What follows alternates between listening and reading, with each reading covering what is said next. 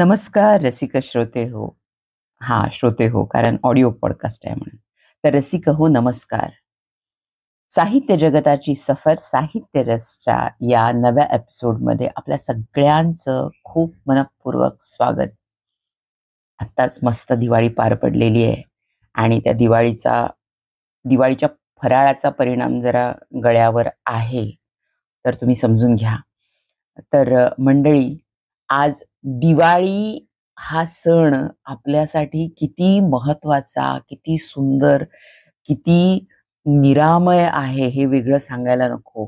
आणि अशा या दिवाळीच्या आनंदोत्सवात आज मी जे लेखक निवडले आहेत, अतिशय जवळचे, महाराष्ट्राच्या हृदयाला अतिशय जवळचे म्हणूयात, की ज्यांनी खरं महाराष्ट्राचं रूप ओळखलंय आणि रसरशीतपणे ते पडद्यावर, साहित्यात, कवितांमध्ये आणलेलं आहे. अशा सर्वोत्तम म्हणेन मी, इतकं मला खूप जवळचे वाटतात. दी माडगुळकर, गजानन दिगंबर माडगुळकर यांच्याबद्दल अपार आदर हा आहे, की मराठी चित्रपटसृष्टीची कल्पना त्यांच्या लेखनाशिवाय करताच येणार नाही. इतके चित्रपट लिहिलेत त्यांनी आणि इतके, कारण त्या काळात इतका कसदार चित्रपट लेखक मराठी चित्रपटसृष्टीला मिळणं हे मराठी चित्रपटसृष्टीचं भाग्य आहे असं मी म्हणेन.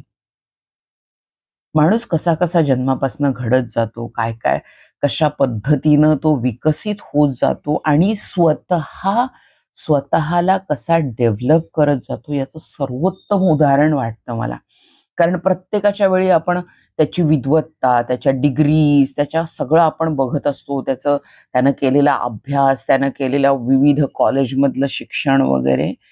पण असं नसताना मातीतला संस्कार घेऊन संत काव्याचा, शाहिरी काव्याचा अत्यंत प्रभाव असलेला आणि अगदी मातीशी नाळ जोडून जगणारा आणि यातलं सौंदर्य सगळं लोकांसमोर शब्दरत्नांनी आपल्या भरभरून मांडणारा लेखक, कवी, हो, अभिनेता सुद्धा. उत्तम अभिनय करतात गजानन दिगंबर माडगुळकर. तुम्ही जर जुने चित्रपट बघितले तर काय काय चित्रपटात त्यांच्या कॅरेक्टर रोल्स इतक्या सुंदर त्यांनी केलेल्या आहे. म्हणजे आमचे आई बाबा ज्यांचे चित्रपट बघून मोठे झाले असं म्हणेन मी, त्यांच्याबद्दल आज बोलणं मला अतिशय महत्वाचं वाटतं. कारण एक खूप महत्वाचा टप्पा आहे. आणि यात सगळ्यात म्हणजे आम्ही ज्या वेळेला मी नाट्य क्षेत्राकडून किंवा माझ्या वकिलीच्या क्षेत्राकडून मी पूर्ण वेळ जेव्हा इंडस्ट्रीत, चित्रपटसृष्टीत यायचं ठरवलं, तेव्हा मी वेड्यासारखे, म्हणजे जुने चित्रपट मराठी, हिंदी, इंग्रजी कुठलेही असोत, दिवसाला 4-4 चित्रपट बघायचे मी. कारण बघणं आवश्यक होतं पटकथा लिहिण्यासाठी. कारण नाटकातून आपण जेव्हा चित्रपट या माध्यमाकडे येतो त्यावेळेला ते माध्यम पूर्णपणे बदललेलं असतं. नाटकाच्या एका ठराविक चौकटीतून आपण बाहेर पडतो आणि think visual is the key of cine writing. म्हणजे स्क्रीन प्ले आपण लिहितो त्यावेळेला, चित्रपट पटकथा लिहितो त्यावेळेला think visual is the key. नव्या लेखकांना पण एक सांगू इच्छिते की think visual is the key of screen writing. शब्द खूप नंतर येतात त्याच्यामध्ये, पण आपल्याकडं परंपरा आहे ती बोलपटांची परंपरा आहे. कारण आपली चित्रपटसृष्टी ही खूपशी नाटकातून इन्स्पायर होऊन आलेली आहे. त्यामुळं मराठी चित्रपट हे बोलपट जास्त आहेत, चित्रपट हा भाग त्यामध्ये कमी येतो. पण यामध्ये सुद्धा इतके उत्तम चित्रपट लिहिलेले आहेत आणि आपण त्याविषयी बोलूयाच आणि साहित्याविषयी बोलूया. पण गजानन दिगंबर माडगुळकर, गदिमांची एक खंत मला बोलून दाखवावीशी वाटते. त्यांनी ती एका साहित्य संमेलनात बोलून दाखवली होती, की मराठीच नाही पण चित्रपट लेखनाला साहित्याचा दर्जा का दिला जात नाही. नाटक हे साहित्यात मोडलं जातं, पण पटकथा, संवाद लेखनाला त्यावेळी त्यांनी ती मांडली होती. दुखरी नस त्यांनी अभिव्यक्त केली होती, पण त्याचा कोणी फारसा पाठपुरावा केला नाही. म्हणजे का माहीत नाही, पण ती सुद्धा एक उत्तम दर्जाचं साहित्य आहे. त्याला सुद्धा खूप श्रम लागतात आणि त्याच्यामध्ये अभिव्यक्तीची माध्यमांना बाकीच्या गोष्टींची जोड असली तरी मूळ लेखन हे खूप कसदार असल्याखेरीज चित्रपटाची बैठक तितकीशी मजबूत होत नाही. तर मंडळी, आपल्या सिनेसृष्टीला, आपल्या मराठी चित्रपट सृष्टीला भक्कम पाया देणारं असं हे लेखन करणारे गजानन दिगंबर माडगूळकर, मला त्या बाबतीत खूप प्रचंड आदर आहे. कारण आम्ही हे चित्रपट बघत वाढलो, मोठे झालो, आमच्या आईबाबांसकट म्हणूयात. तर साहित्यकार, कविता, गीत, नाटक, पटकथा, कादंबरी, विविध क्षेत्रात साहित्याच्या त्यांनी संचार केलेला आहे. आणि गदिमा घराघरात पोहोचले ते अपूर्व भक्तिरसानुसार. कारण गीत रामायण, गदिमा म्हटलं की गीत रामायण, गदिमा म्हटलं की फडके, बाबूजी, म्हणजे हे जे समीकरण आहे ना, गदिमा म्हटलं की गदिमा, राजा परांजपे, फडके, हे त्रिकूट चित्रपटसृष्टीच्या बाबतीत विचार करायला गेलं तर, म्हणजे इतक्या मराठीतनं हे चित्रपट वजा केले तर मराठी चित्रपटसृष्टी त्या काळची काय राहील मला माहित नाही. आणि त्यांच्यातलं खरं जे कसं ओळखलंय ते शांताराम बापूंनी. कारण शांताराम बापूंनी त्यांच्याकडे हिंदीतही चित्रपट लिहून घेतले. आणि दो आंखें बारह हात, नवरंग, गूंज उठी शहनाई, तूफान और दिया. तूफान और दिया प्रभात कुमारनी डिरेक्ट केलेलं, म्हणजे शांताराम बापूंच्या ज्येष्ठ पुत्रांनी डिरेक्ट केलेलं पिक्चर होतं ते तूफान और दिया. तर या चित्रपटांसाठी लेखन गदिमांनी केलेलं आहे. गदिमांच्या गुरुदत्तच्या प्यासाची मूळ कथा ही गदिमांची. आणि तसंच राजेश खन्नाचा अवतार असेल, अमिताभ राणी मुखर्जीचा ब्लॅक हा चित्रपटाची मूळ कथा सुद्धा गदिमांची आहे असं माझ्या वाचनात आलेलं आहे. तर अशा प्रकारे चित्रपट ची कथा पडद्यावर येणारी, त्यातलं जे त्यांचं सगळंच साहित्य आपण बघितलं वाचताना सुद्धा ना, मूर्तिमंत असं सचित्र आपल्या समोर उभं राहतं. प्रत्येकाच्या लेखनाची एक शैली असते, तशी त्यांच्या लेखनाच्या शैलीमध्ये ते असं आपल्या समोर असं उलगडत जातं, आपल्या समोर ते दृश्य उलगडत जातं. त्या पद्धतीचं लेखन आहे त्यांचं सगळ्या बाबतीतलं. आणि मुख्य म्हणजे त्यांनी ज्या चित्रपटातली गाणी असू देत, लावण्या असू देत, शाहिरी पद्धतीची त्यांची गाणी असू देत, म्हणजे इतकी मराठी मनाला भावलेली आहे जी. किती मराठी चित्रपट सांगावे, म्हणजे 147च्या आसपास पटकथा त्यांनी लिहिलेली आहे, 2000च्या वर गाणी लिहिलेली आहेत. आणि अशा या दिग्गज लेखकाला 1969 मध्ये पद्मश्री पुरस्कार मिळाला. म्हणजे 1942 पासून जर त्यांचा पहिला पाळणा हा चित्रपट गेला, तर त्यानंतरची सुरुवात झालेली आहे. म्हणजे प्रत्येक प्रोड्युसर, निर्मात्याचे चित्रपट पहिल्या भागात, हा सकाळी, हा दुपारी, हा संध्याकाळी, अशा पद्धतीने कामाची विभागणी करून 3-3 पटकथा एकत्र लिहायच्या चाललेल्या असायच्या त्यांच्या. म्हणजे इतका अवलिया लेखक म्हणेन मी. आणि त्या पद्धतीचं लेखन त्यांनी केलेलं आहे. खरं तर 10वी नंतरच गदिमांनी चित्रपटात काम करायला सुरुवात केली आणि अभिनय करायला सुरुवात, पडेल ते काम करायला सुरुवात केली. कारण ही सगळी माणसं आहेत जी थोर आपण म्हणतो, ती कुठंतरी लहानपणी कुठंतरी आर्थिक चणचणीचा भाग असेल किंवा काय असेल, त्यातून ती स्वतःला शोधत मोठी होत गेलेली आपल्याला आढळतात. आणि त्यामुळं ती जगाच्या शाळेत खूप शिकलेले आहेत. बंदिस्त विद्यालयांपेक्षा, महाविद्यालयांपेक्षा जगानं आणि जगण्यानं जे त्यांना शिकवलेलं आहे ते खूप खूप मोठं आहे. कुठल्याही PhD पेक्षा किंवा कशापेक्षाही खूप मोठा आहे. आणि ते सगळा जगण्याचा रसरशीतपणा या साहित्यात येतो गदिमांच्या. आणि खरं म्हणजे पहिल्या गदिमांना शाहीर राम जोशी पासून खूप प्रसिद्धी मिळायला सुरुवात झाली.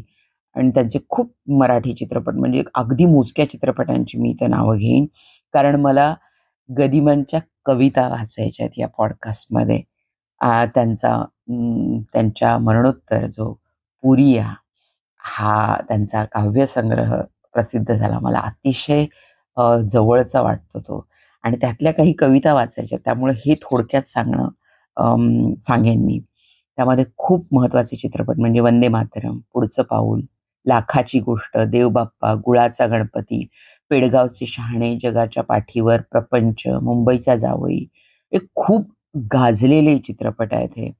आणि म्हणजे चित्रपट लेखन, पटकथा लेखन, कथा लेखन, अभिनय, साहित्याचं लेखन म्हणजे चतुरस्र लेखन केलेलं आहे, प्रचंड लेखन केलेलं आहे. आणि त्यात त्यांचे काव्यसंग्रह म्हणायला गेलं तर अ, जोगिया, चार संगीतिका, काव्यकथा, गीत रामायण जे सगळ्यांच्या महाराष्ट्रातल्या मराठी मनाच्या हृदयात अजूनही तितकंच ताजतवानं आहे आणि ज्यांना प्रति वाल्मिकी असं म्हटलं जातं मराठीमध्ये. त्यांचं त्यानंतर त्यांचं गीतगोपाल आहे, गीतसौभद्र आहे, पुरिया म्हणजे ज्याचा मी उल्लेख केला आता. त्यानंतर कथासंग्रह आहेत, कृष्णाची करंगळी, तुपाचा नंदादीप, चंदनी उदबत्ती, कादंबरी आहे, आकाशाची फळे, आत्मचरित्रपर लेखन केलेलं आहे त्यांनी, मंतरलेले दिवस, वाटेवरच्या सावल्या. आणि त्यांचे छोटे भाऊ व्यंकटेश माडगुळकर त्यांच्या साहित्यावर पण आपण प्रचंड प्रेम करतो मराठी माणसं. तर अशा या साहित्यिकावर म्हणूयात आपण की संत काव्याचा आणि शाहिरी काव्याचा प्रचंड पगडा आहे. मी म्हटलं की ही माणसं जी आहेत ती विद्यापीठांपेक्षा जगण्यातनं आणि आसपासचा भोवताल सगळा, कारण जन्म एका छोट्या गावात झालेला शेटफळ म्हणजे सांगली जिल्ह्यात आटपाडी तालुक्यात शेटफळ हे इतकं छोटंसं गाव आणि त्या छोट्या गावात जन्म झालेला, माडगुळला त्यांचं बालपण गेलेलं सगळं आणि तो सगळा ग्राम्य जीवनाचा, निमशहरी जीवनाचा, शहरी जीवनाचा हा जो सगळा प्रवास आहे तो त्यांच्या भाषेत सगळा उतरलेला आहे. म्हणजे सगळ्या प्रकारचे बोली भाषेतले इतके शब्द इतके चपखल गाण्यात सुद्धा त्यांच्या येतात. ग्रामीण भाषेतले, शहरी, निमशहरी भाषेतली प्रचंड शब्दसंपदा. मी गदिमा वाचते, ऐकते त्यावेळेला मला इतके शब्द मिळतात, इतके शब्द मिळतात आणि थक्क व्हायला होतं. अरे वाह! किती मस्त शब्द आलाय इथे. म्हणजे खूप आपण थक्क होतो त्यांचं ज्यावेळेला आपण ऐकतो किंवा वाचतो गदिमा किंवा त्यांचे चित्रपट पाहतो त्यावेळेला. कारण चित्रपटातलं संवाद लेखन करत असताना ज्यावेळेला आपण कॅरेक्टर्सच्या डायलॉग्स लिहायला लागतो त्यावेळेला स्टेपिंग इन द शूज हा एक खूप महत्वाचा भाग असतो. त्या कॅरेक्टरची बोली काय असेल, कशा पद्धतीचं असेल, त्या पद्धतीनं ते लिहिलं गेलेलं असतं. तर त्यामुळे एक वेगळ्या प्रकारचं समाधान मिळतं, एक वैविध्य असतं आणि एक वेगळं कसब असतं डायलॉग रायटिंग्समध्ये. तर ते सगळं वाचताना, ऐकताना, बघताना आपण खूप समृद्ध होत जातो, खूप नव्या-नव्या गोष्टी शिकत जातो. तर अशा अं, या लेखकाबद्दल किती बोलावं? कारण त्यांनी फक्त चित्रपट लेखन केलं असा भागच नाहीये. स्वातंत्र्य लढ्यात सहभागी झालेला माणूस आहे हा आणि त्यावेळेला सुद्धा स्वातंत्र्य चळवळीत त्यांनी शाहीर बोऱ्या भगवान या टोपण नावानी लिहिलेलं आहे. त्यावेळची काव्यरचना त्यांची आहे ती.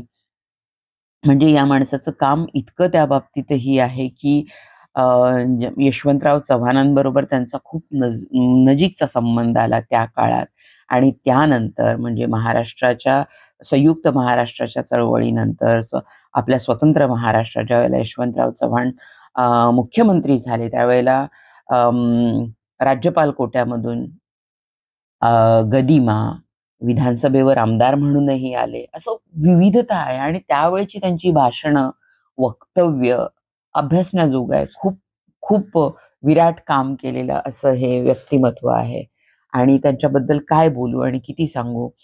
ते आपल्याला चित्रपटांच्या रूपात ते आपल्याला बघायला मिळतात आता. त्यांचं साहित्य तर वाचा आणि बघा, हे चित्रपट सुद्धा बघा. कारण मूळ मराठी मातीतलं कसदार जे म्हणतो जगणं ते घेऊन आलेले आहेत.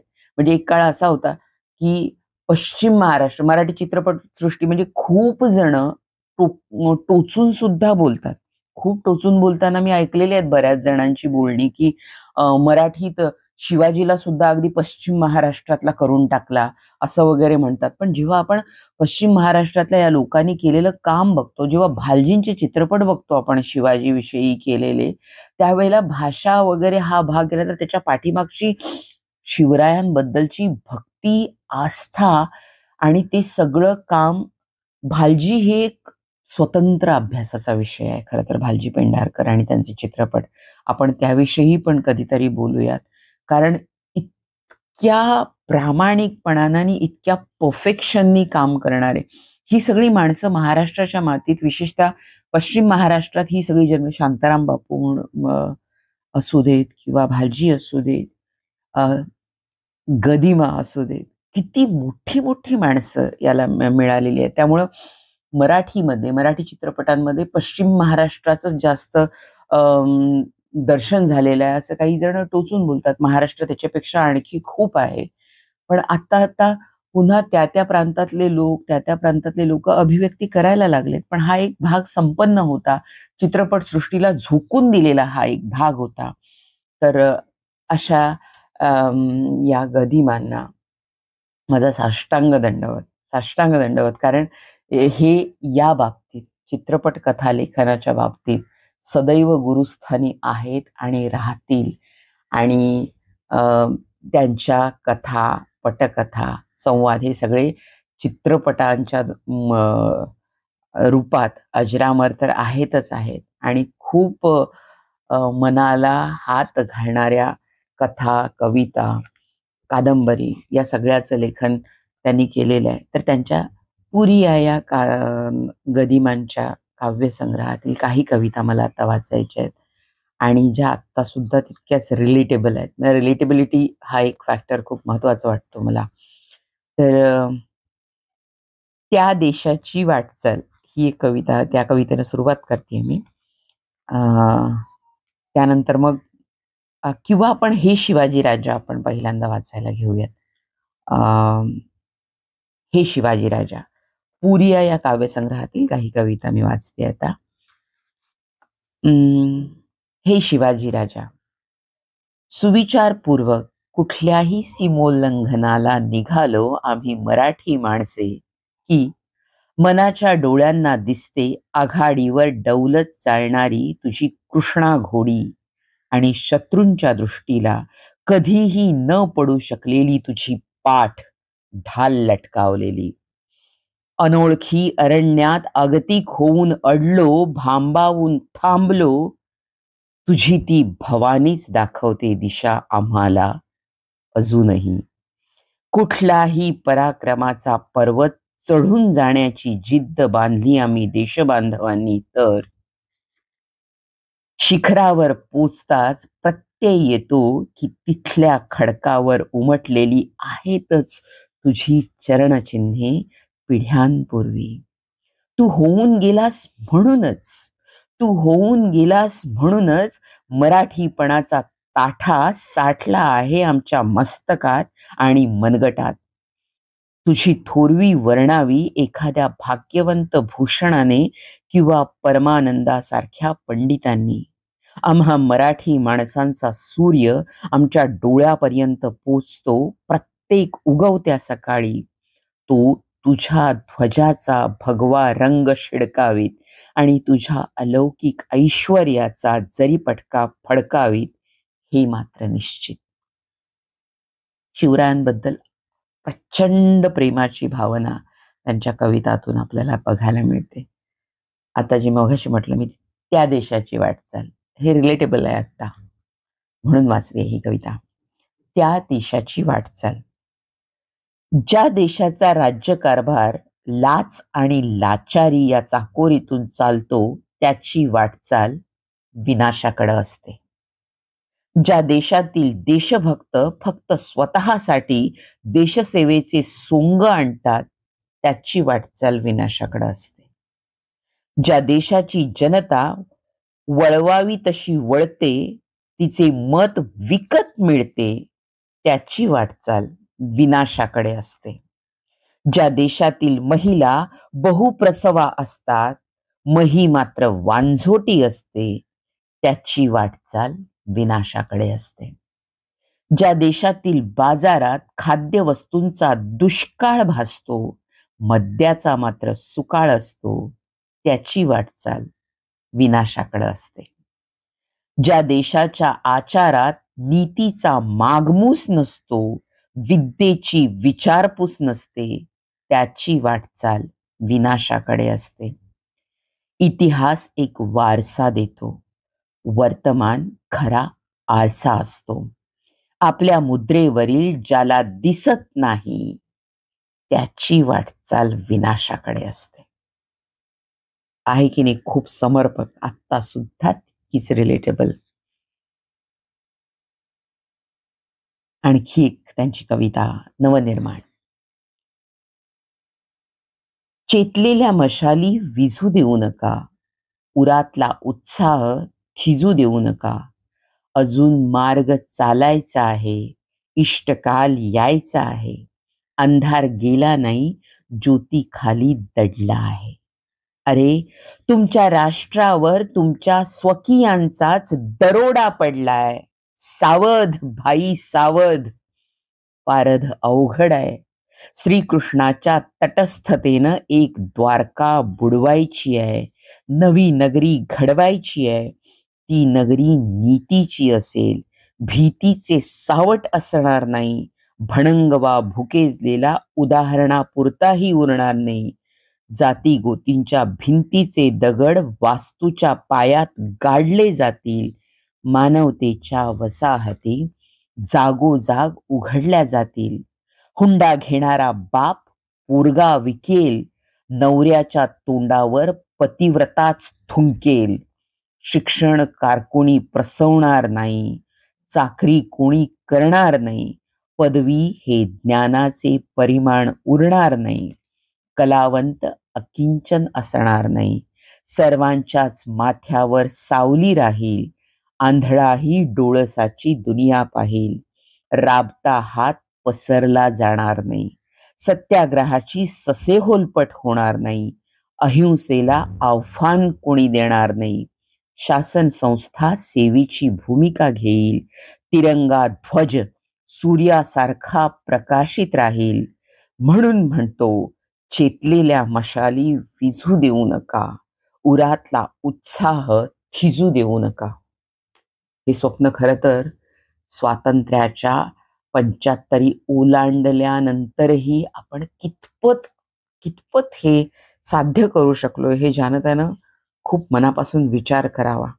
ही खूप खूप वाटचाल करायची अजून, माइल्स टू गो. आणखी एक मला खूप छान आवडलेली कविता आहे त्यांची, सुख. सुख या कवितेमध्ये तुम्ही ऐका, तुम्हाला पण नक्की आवडेल. एका वटवृक्षाखाली बसून या दोन श्वान, एकमेकांना सांगती अनुभव आणि ज्ञान. एक वय वाढलेले, एक पिलू चिमुकले. वृद्ध बालकात होते काही भाषण चालले. कोणाठाई सापडले तुला जीवनाचे सुख, वृद्ध बालका विचारी त्याचे चाटून या मुख. मला वाटते आजोबा सुख माझ्या शेपटात, सदाचाच झटतो मी त्यास धराया मुखात. माझ्या जवळी असून नाही मज गवसत, उगाचच राहतो मी माझ्या भोवती फिरत. अजाणत्या बालकाची सौख्य कल्पना ऐकून, क्षणभरी वृद्ध श्वान बसे लोचन मिटून. कोण्या ठाई आढळले तुम्हा जीवनाचे सुख, तुम्ही वयाने वडील श्वान संघाचे नायक. बालश्वानाच्या प्रश्नाला देई जाणता उत्तर, तुझे बोलणे बालका बिनचूक बरोबर. परी शहाण्या श्वानाने लागू नये सुखापाठी, आत्मप्रदक्षिणा येते त्याच्या कपाळी शेवटी. घास तुकडा शोधावा वास घेत जागोजाग, पुढे पुढे चालताना पुच्छ येते मागोमाग. खूप छान वाटली ही कविता, म्हणून म्हटलं वाचायला पाहिजे. जगण्याचं सार सांगणारी कविता आहे ही खरं तर. आणखी एक शिवरायांच्या बद्दलची कविता ऐकवून मी थांबते, कविता वाचन थांबवते. नसता झाला जर शिवराया, अंगावर काटा येतो. म्हणजे खूप म्हणजे मी अभिव्यक्त करू शकत नाही ही कविता वाचताना मला काय झाल्या नक्की भावना त्या शब्दातीत होत्या.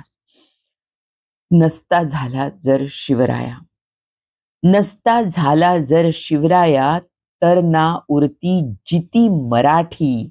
संत कवींची रसिक अक्षरे उरती केवळ कसरीसाठी. महानुभावी अनुभूतींची लिपी अबोधच लपती लोकी. शेवाळाने भरून नासती अंधारातील अमृत टाकी. उदोकार श्री जगदंबेचा कशाच गाता कुणी गोंधळी. उधळीत उधळीत पिवळी गाणी कुठे नाचती वाघ्या मुरळी. चांदण्यात स्वर उधळीत जाती कशास कोणी पूर देखणी. कागद कोऱ्या रानवटीवर रणमल्लीची कुठून लावणी. अभंगवाणी होडन घेती देवाविणच्या वेदांताशी. श्लोक मांडता प्रपंच केवी मरगळलेल्या मराठ देशी. नसता झाला शिवराया, पढविती न जर त्यास जिजाऊ. परबोलीच्या पंजरी मरते बालकथातील चिमण्या काऊ. यापुढं काय बोलू शकणार आहे आपण. म्हणजे मराठीचं मराठी पण असणं आणि मराठी जिवंत असणं, मराठी माणूस त्याचा जाज्वल्य अभिमान मराठीपणाचा असणं, त्याचं सगळ्याच श्रेय जातं ते शिवरायांच्या चरणी. आणि अशा शिवरायांच्या चरणी की ज्यांची गुरु आपण त्यांची मातोश्री असं म्हणू, जिजाऊ. जिजाऊ आपण शिवबा जिजाऊ शिवाय शिवबांचा विचार करू शकत नाही. खूप महान माणसं जेव्हा आपण बघतो, अभ्यासतो, वाचतो आणि त्यांची सगळी चरित्र अनुभवतो, त्यावेळेला त्यांच्या आईवर त्यांची प्रचंड भक्ती आणि निष्ठा असल्याचं आपल्याला जाणवतं. आणि ती सगळी सगळी सगळी माणसं प्रचंड मातृभक्त आहेत, प्रचंड मातृभक्त आहेत.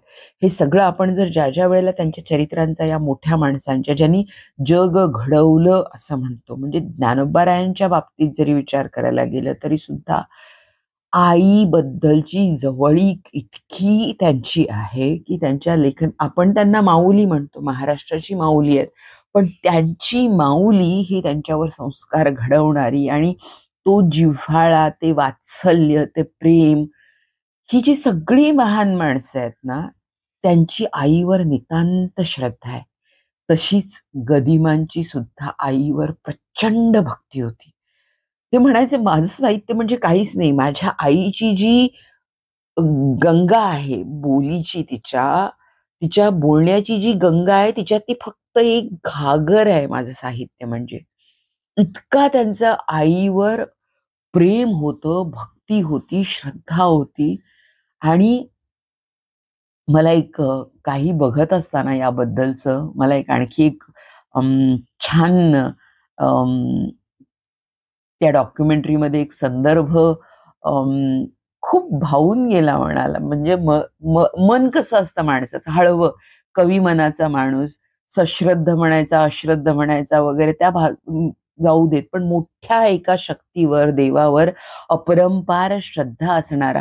जेव्हा देवावर श्रद्धा असते त्यावेळेला कुठंतरी दैवावर श्रद्धा असते, कुठंतरी म्हणजे कसा विचार करतो मानवी मन, तिथं बुद्धीला, लॉजिक वगैरे या गोष्टी बाजूला जातात. ती घटनाच अशी आहे, ती सांगते मी तुम्हाला. कारण गदिमा हे प्रख्यात लेखक होते. सुरुवातीला अगदी चणचणीची अवस्था असली तरी त्यानंतर अत्यंत सधन अशी त्यांची वाटचाल आहे, सधनतेकडे वाटचाल आहे.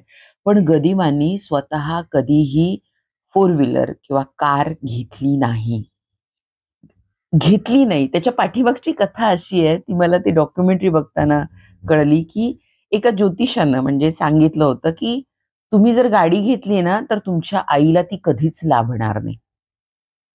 आणि ही गोष्ट त्यांच्या डोक्यात इतकी बसली होती, की त्यांनी अजिबात स्वतः कधी फोर व्हीलर घेतली नाही.